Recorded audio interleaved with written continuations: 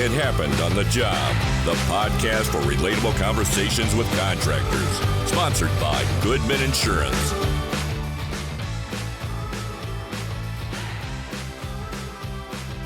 Welcome to It Happened on the Job. Got a special episode number 143 today for you. My name is Mike. That's Brian. Yo. Before we get started, we want to let you know this episode is brought to you by the Buildsters. Check out thebuildsters.com. Find out how you can become an accredited Buildsters Pro member today.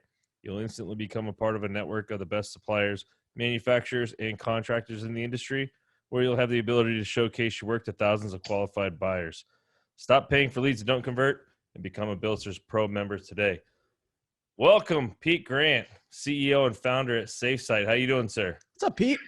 Yeah, good. Thanks, Mike and Brian. Thanks for having me on the show. Great to be here. Our pleasure. Yeah. So just a little backstory for those of you who don't know yet, and we don't mention often, but we are insurance guys by trade. That's what we do on the daily.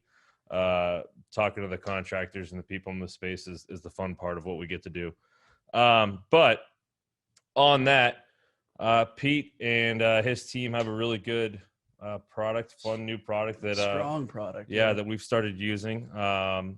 Foresight is on the. I'm going to let him get into a lot of it, but anyway, I say special episode because this guy's not a contractor, but he's been there before. He's done it before. He's been in the space, and I think it's valuable what he has to bring to the table for our industry. So, with that, I'll let you take it away, Pete.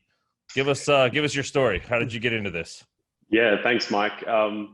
And I guess the story has had a lot of weaves and turns, and I think it could probably take me hours to really cover it all in detail and give it justice. But as you can tell from my accent, I am Australian. I was born and grew up in Australia. I was a labourer in London in my gap year, and that was, I guess, my first experience in the construction industry.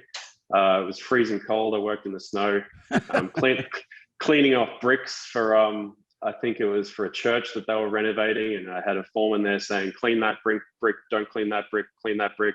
And my hands were freezing cold. And I just thought, hey, I don't know if I want to do this forever. And so I love construction. I always loved, big buildings and infrastructure. And I thought, hey, I might become an engineer and might get into the project management side of things. And so I went and did my 5 years of university, and I became a civil engineer and worked in construction project management for a tier 1 contractor in Australia for about 6 or 7 years. And so that's where I really cut my teeth on the construction trade, worked obviously very closely with a number of different contractors and sub-trades within both civil infrastructure and commercial jobs. And, learned a whole lot about not just the construction process, but the unique dynamics that you have on a construction site and the personalities. And, there's certainly some tough times and some tough conversations and some tough arguments, but I think they're counteracted with, the personalities and, the good times and the sense of accomplishment that you get when you come together as a team and put a building together or put a highway together or whatever it is. And so I guess that's the early days of my career. While I was there working in these jobs, we had unfortunately a lot of deaths and a lot of near-miss incidents and a lot of injuries on these jobs. And that, being a first-hand witness to that, anyone who's been in that position, obviously it's pretty sobering. It hits you pretty hard, and it's something you can't really get out of your mind. And I'm a systems and process guy. I love it, civil engineer. I love it when things work, the way that they should work. And I was, looking at the way that we had these processes in place, right? It's like, do this safety process, follow this procedure, and you will be safe. And the problem was that the systems were not working. It was all paper-based systems. It's all word of mouth. It relied on, unfortunately, fallible humans to manage these processes. And it was failing, right? All of these completely preventable incidents were still happening, still occurring. And so it was actually really unfortunate. At the same point in time, I had one of my best friends. He actually died in a workplace accident, and something again completely preventable. And that was sort of is the genesis of the Safesite journey. And this is 7 years ago, but this kicked off the journey that has brought us all the way here to you today. From there, we basically said, hey, how can we use technology to facilitate these processes in these high-risk environments? This was when iPad minis were first coming out. I was using it. I'm a technologist. I was using it to complete my project management tasks. I said, hey, can we use this to, take a photo of hazard, communicate it to people, complete trainings, do near miss reports, and use that aggregated data to build a better safety program. And that was the genesis of the business that we have now. And so I guess fast forward 7 years, that was the Safesite product that we developed. Fast forward 7 years, we are a 100% US company, US facing company. We came over the US basically year one after developing our MVP. Living the American dream, wanting to realize the American dream. The market over here is massive. The culture here is a lot more, first technology adopters. You find a lot more of that here in the US. And we are a venture-backed technology company as well. There's a lot more access to venture capital here in the US. And so we now have 4,000 US companies who are using the Safesite platform every day to complete their safety activities and facilitate their safety programs. And to get specific, they use the mobile app out in the field to complete all of their OSHA compliance activities. So manage and record hazards, complete inspections, manage meetings, etc. And then the desktop portal aggregates all of that data from the field, whether it's one project or one consultant or a massive enterprise, with multiple divisions, multiple projects. And we've been able to demonstrate through our case studies that companies that have deployed the Safesite platform can reduce their incident frequency by up to 57%. And that really, to fold everything back into the start, that is the mission of Safesite, to deploy technology, digitize safety workflows, and decrease the amount of incidents that we're seeing in these high-risk environments. So I'll pause there. It's kind of a journey over the last 7 years, but before I get into the exciting insurance stuff that we've been working on, happy to dig into anything there as well. Yeah, no. So, and I think what's important to kind of illustrate is maybe differentiating factors, right? I mean, technology in the last 4, 5, 6, 7 years has come a long way in the construction industry specifically, right? I mean, it was a lot of yellow pad and pencil for a really, really long time. And it's just recently kind of ramping up. And I say recently relative to the age of the industry, right? But it's recently kind of ramping up, but there's a lot of people out there doing all those kind of things, right? And I think there's a lot of people trying to do what you guys are doing as well. So if there's, differentiating factors or things that you think, helps make you guys stand out from your competitors, I think that's important to illustrate as well. Sure. I think you raise a good point there, Mike, that there is a lot of technology coming into the construction space, but it's still easily the industry that has the least tech adoption out of any 100%. industry. Oh yeah. Right. And when we say tech adoption, you're talking ENR 400, 500, whatever, it's 800. Yes, they're absolutely adopting technology and innovating their processes.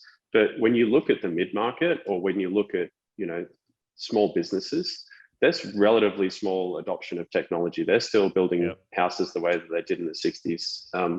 And so that is, and that's sort of the opportunity that we saw. We're not targeting the ENR, the top end of town. That's not what our solution does. We're not doing big customizations or integrations with ERPs or Procore, or well, we do integrate with Procore later this year. But that isn't our key demographic. So one thing to differentiate ourselves is like we target the product to be specifically to provide specific benefits for the mid market, or these small businesses who are digitizing their workflows for the first time. Right. And so I can contrast this against Procore and Autodesk, but I don't think that's really fair to either of us, because we have a different target market. We're looking at these businesses that need help with their safety programs, whether it's because they've had a citations, because their reputation is in the gutter, because maybe their GC needs them to pick up their game to win work. That's where we come into play. And we are not just deploying the technology.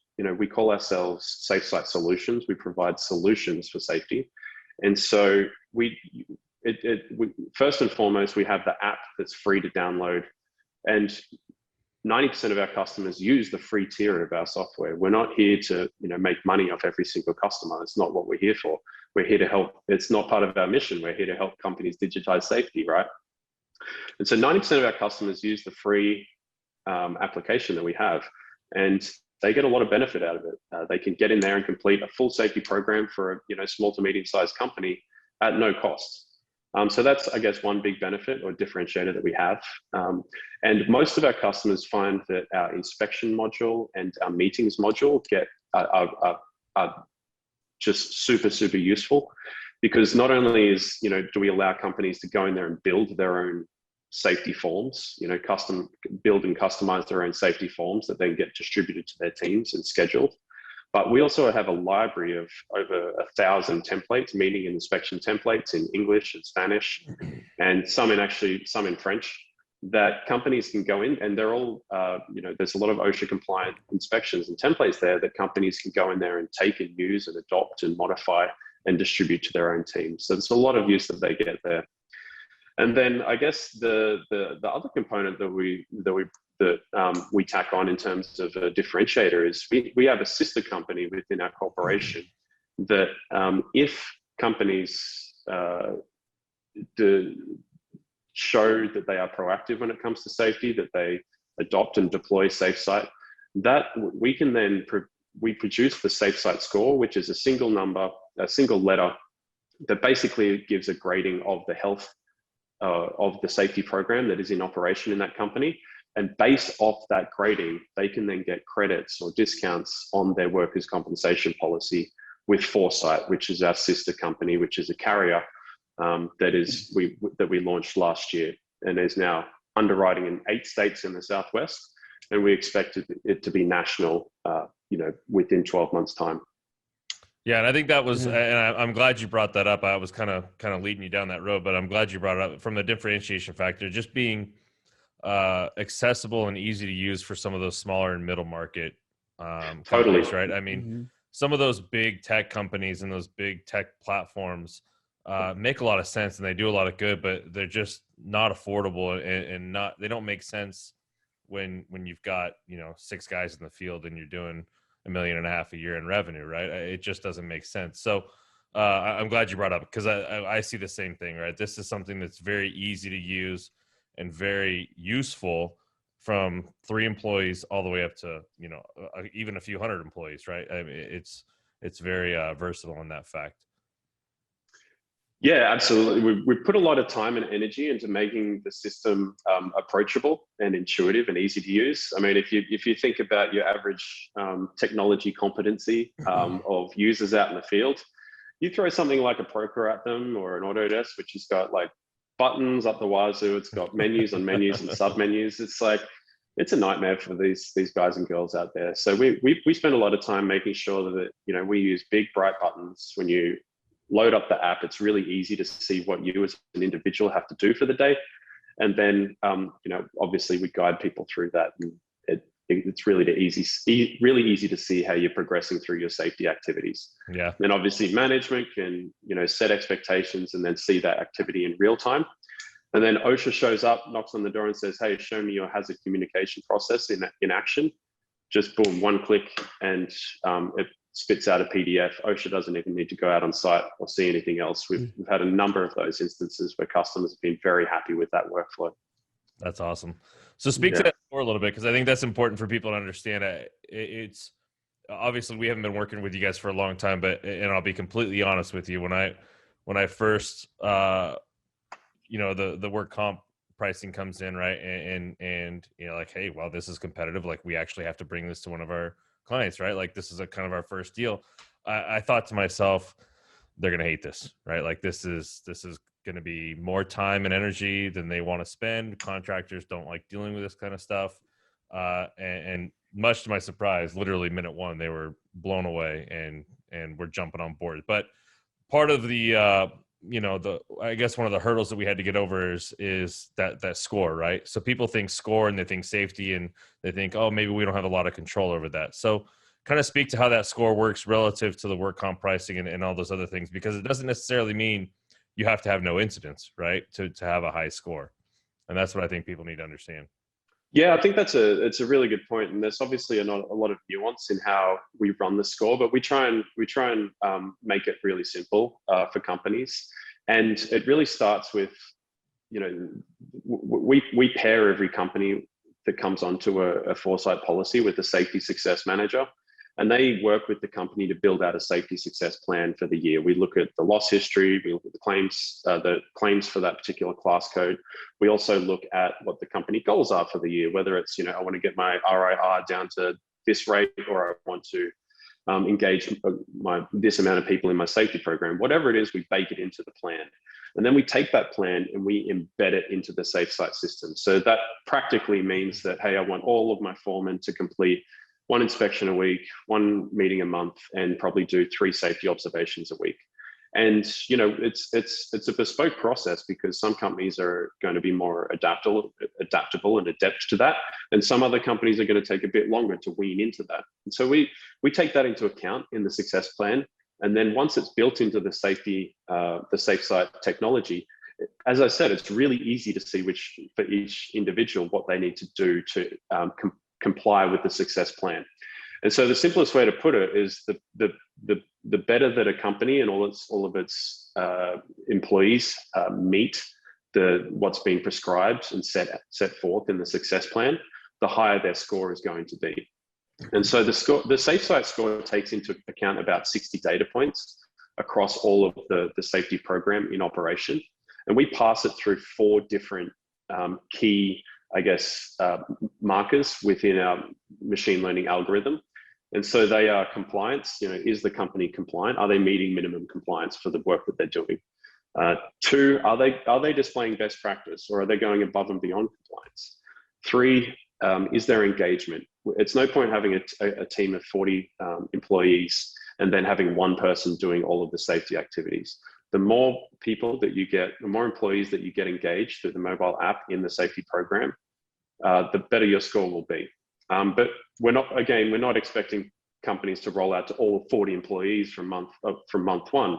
We wean into that, and we would of a team of about 40 employees, we might say, hey, let's start off with your 2 or 3 or 4 foremen, and by the end of the year, or maybe even next year, let's target 10 or 20 employees on the system. We don't go crazy with it. And then the 4th thing that we pass the score through, or the variables through, is incident response. And I think you brought up a good point there, Mike. The score doesn't actually go down if you have incidents, right? They happen. We understand that, and near misses happen as well. But as you know, the most important thing is to respond to an incident, right? Was there an incident investigation? Was there a deep dive into the root cause of why this happened, and what actions have we put into place to mitigate this from happening again? And so then that all boils down to the Safesite score, which is then that is actually the only thing that Safesite sends to Foresight. We don't send any photos, we don't send any text, we don't send any incidents, we don't send anything to Foresight except that 1-letter grading score. And we send that for the previous month, and we send it for the policy year average. And then that score is used by the Foresight underwriting to apply credits. And the higher the better the grading of the score, the more credits the Foresight team is able to apply.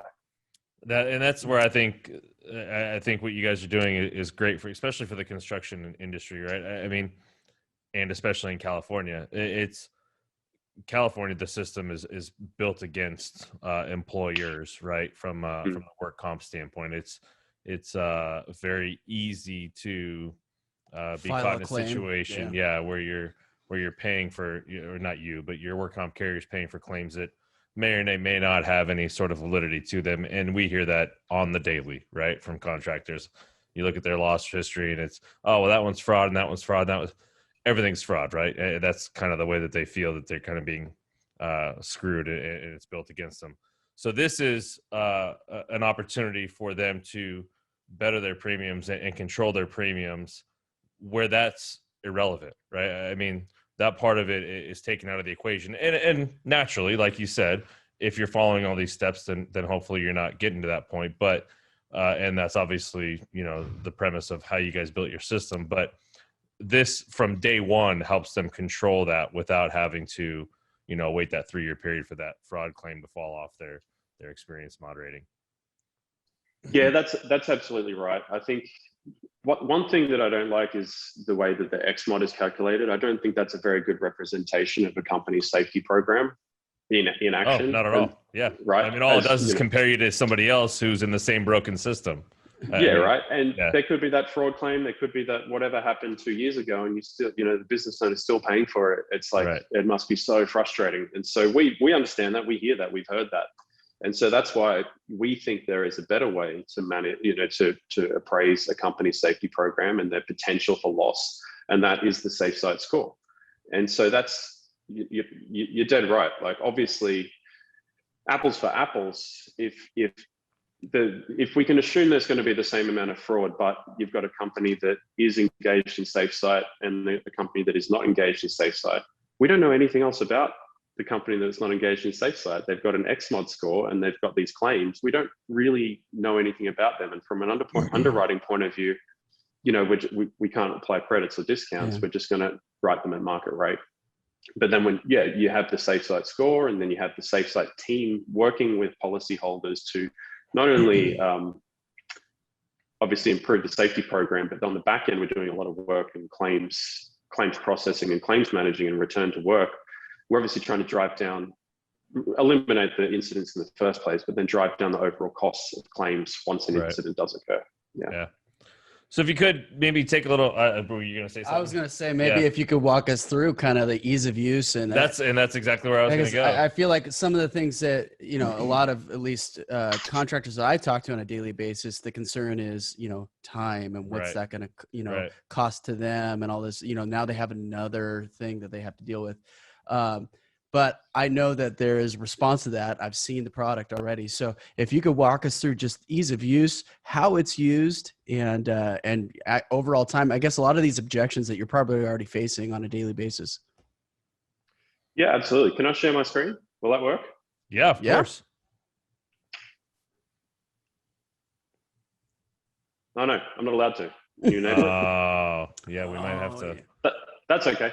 Well, I mean, like I said, and if you can go to the Safesite website, and I've obviously put the link on this podcast, or even the App Store, we really, as I mentioned, we do put a lot of effort into making it simple and quick and easy. I've been using the app for 7 years, and so I can raise a hazard and resolve a hazard with my eyes closed in less than 30 seconds, right? But I built the thing. But when we're not trying to get teams to spend more time doing safety than they otherwise should. And I say should because they should be doing safety, right? To be compliant. If you, from 0 to a half hour a week, it should not be a big stretch, right? Because you're starting at 0. You shouldn't be at 0. Yeah. Exactly. They should not be at 0. Exactly. So, but and we say it doesn't, for a supervisor, it shouldn't take more than, we say 22 to 45 minutes a week to complete their safety actions. And it obviously depends on the success plan and how, the goals of the company. Right. And not every company is in a success plan. Some of them just want to go in there and do an inspection per week or a meeting per week, be minimum compliant. That's fine. You could do that, and you could spend less than 15 minutes a week on the app. And that spread out over 5 days, which is what it would be, is 3 minutes a day, 4 minutes a day. And you can get that down to be really quick. But then, like, one thing just on that to note, it's like, if you're doing an inspection and you're just pencil whipping it and thumb whipping it, we call it, and you're just going through the inspection saying, yep, compliant, that's also not a great sign, right? It's important to add photos, add positive observations. Hey, Mike's wearing all of his PPE today. Brian just showed Mike how to tie off on a ladder correctly. Great job, boys. That sort of stuff is really important, and that bumps up the Safesite score significantly rather than just thumb whipping an inspection. So it's important. If companies are invested in the Safesite score and they want to push the Safesite score up, you want to be spending about 20 to 45 minutes a week on the app. But if you just want to be minimum compliant, you can get away with a couple of minutes a day. It's not hard. It's really easy, and there's no scanning, there's no paperwork, and for to aggregate those stats and data and have an instant report at your fingertips whenever OSHA shows up or the boss says, "Hey, where's our safety at?" That's just gold. Yeah. So how's the response been to the work comp side of it? I mean, obviously Safesite's been around for a lot longer than the work comp piece. Yeah, it's actually been phenomenal. It's been an incredible 6 months actually. So Dave, my co-founder who heads up the Foresight side of things, and myself, we had the vision for the insurance program about 4 or 5 years ago. We did see a lot of competition in the space for safety applications, and we also saw that the mid-market that we were targeting doesn't have a lot of money to spend on safety apps. We're not going to make millions and millions of dollars from an app that completes a relatively simple workflow. And so that's where we said, hey, everyone can use the Safesite app for free. We're not really worried about making money from it. Our mission is to digitize and save money. But we also knew that if we could drive down incident rates and we could predict loss outcomes, then the insurance industry would inherently find that valuable. And so we spent 4 or 5 years developing the business model that, a lot of twists and turns, a lot of hurdles to get over. But, I can proudly say that we now have a book of premium that is growing very, very rapidly. The message that we're communicating to brokers is resonating very, very well, because they now have a program for this high risk market, or for this segment of the market, that completely differentiates itself from all of the incumbents, right? As a broker, they can now say, yeah, you've got these traditional, Travelers, Hartford, Zurich, whatever it is, and that is pretty stock standard program with stock standard risk management. But with Foresight, not only do you get this amazing technology partnered with the safety success coach, which sort of helps you through the whole process, but you can also take that good work that you do in your safety program and drive down your insurance premiums in a very tangible and a very real way in the near term.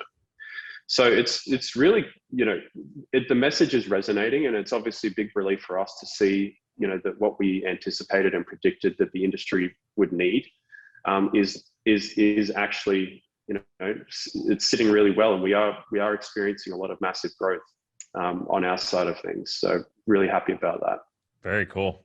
Any and I kind of know the answer to this, but I'd like to hear it from the top, and obviously everybody else would want to hear it too. But what are the plans for a general liability product or an auto product, or something along those lines? Yeah, so really good question.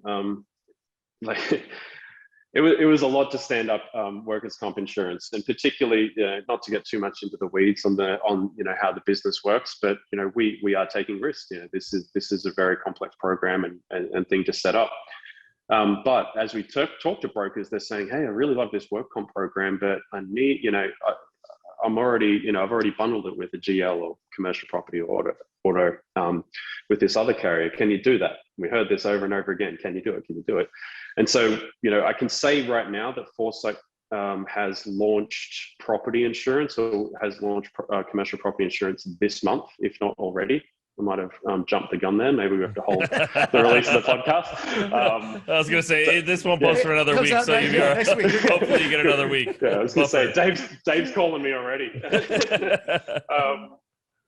And we are working very aggressively on commercial auto and general liability to get them stood up very, very quickly as well. So we're listening and we're acting on that. So we want to be able to provide the fries and the chips with the burger that is the workers' comp, and provide the whole happy meal to everyone that needs it. In a box, right? Just like Amazon, right? Just in a box. In a bow. Yeah, put it in a box. Yeah, exactly. Yeah, and I guess Safesite's a fun toy to play with in that analogy. Yeah, right? There you go. Fantastic. Love it when it all comes together like that. That's awesome, man. Well, I mean, I guess we spoke to it a little bit, but I mean, is there anything else like that you can speak to as far as innovation, or where you guys are planning to go, or what's the end goal, the mission here, right? I mean, world take dominance, over the world, man. take over the world. Yeah.